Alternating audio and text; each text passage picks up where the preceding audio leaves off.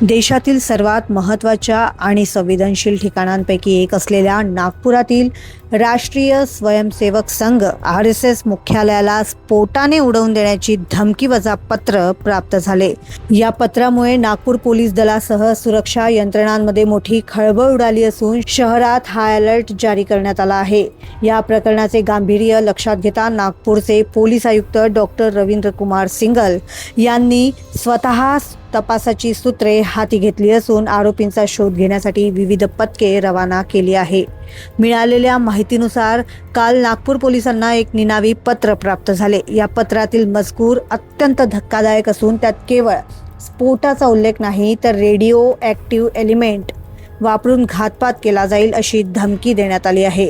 Radio active हल्ल्याचा उल्लेख असल्याने या प्रकरणाला आता तांत्रिक आणि सुरक्षेच्या दृष्टीने मोठे वलय प्राप्त झाले आहे। या संदर्भात प्रसारमाध्यमांशी बोलताना पोलीस आयुक्त डॉक्टर रवींद्र कुमार सिंगल यांनी सांगितले की आम्हाला काल एक धमकीचे पत्र प्राप्त झाले, त्यामध्ये स्फोट घडवून आणण्याची धमकी देण्यात आली आहे। विशेष म्हणजे या पत्रामध्ये रेडिओ ॲक्टिव्ह एलिमेंट बद्दल लिहून घातपात केला जाईल असा उल्लेख करण्यात आला आहे। पोलिसांनी हे प्रकरण अत्यंत गांभीर्याने घेतले असून हे पत्र नक्की कोणी लिहिले आणि त्यामागे कोणत्या विघातक शक्तींचा हात आहे याचा सखोल शोध सुरू केला असल्याचं म्हटलं।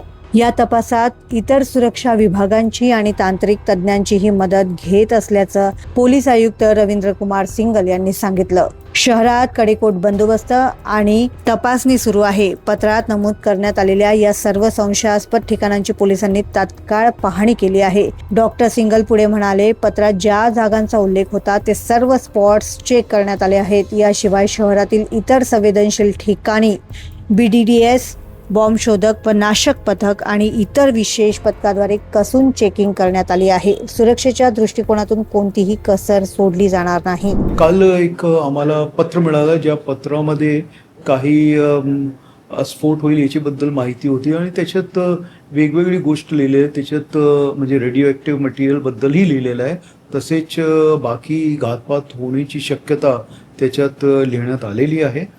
त्याबद्दल ते पत्र मिळाल्यानंतर आम्ही पुढची कारवाई आमची चालू आहे। आम्ही कोणी हे लिहिलेलं आहे आणि त्यांनी काही स्पेसिफिक त्याच्यात ते दिलेलं आहे किंवा त्याचे मागे कोण आहे ही सगळी माहिती आपण सध्या आमची कारवाई चालू आहे। बाकी जे डिपार्टमेंट्स आहेत त्याच्याशी निगडीत किंवा आम्हाला जी ॲडिशनल माहिती मिळू शकते ती माहिती आम्ही म्हणजे काढतो आहे आणि त्या आधारावर आम्ही पुढची कारवाई करणार आहे। आणि जे चेकिंग वगैरे झाली पाहिजे किंवा आपल्या जे रेग्युलर चेक्स आहे ते अपग्रेड कसे करता येईल ही सगळी माहिती आधारावर आमची कारवाई चालू आहे। सर्व स्पॉट्स चेक केले सर आपण जे मेन आमचे जे स्पॉट्स त्याच्यात लिहिण्यात आले होते ते सगळे स्पॉट्सची चेकिंग आणि आमचे जे सपोर्टेड चेक वगैरे आहे ते आपली चालू आहे। BDDSची चेकिंग चालू आहे।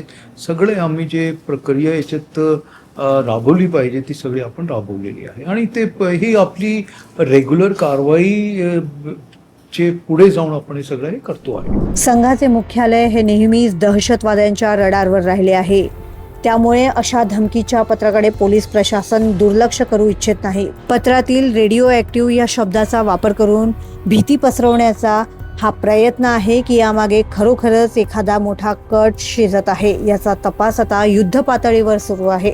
सध्या संघ मुख्यालय आणि आसपासच्या परिसरात सुरक्षा व्यवस्था कडक करण्यात आली असून नागरिकांनी घाबरून न जाता सतर्क राहावे असे आवाहन पोलीस प्रशासनाकडून करण्यात आले आहे।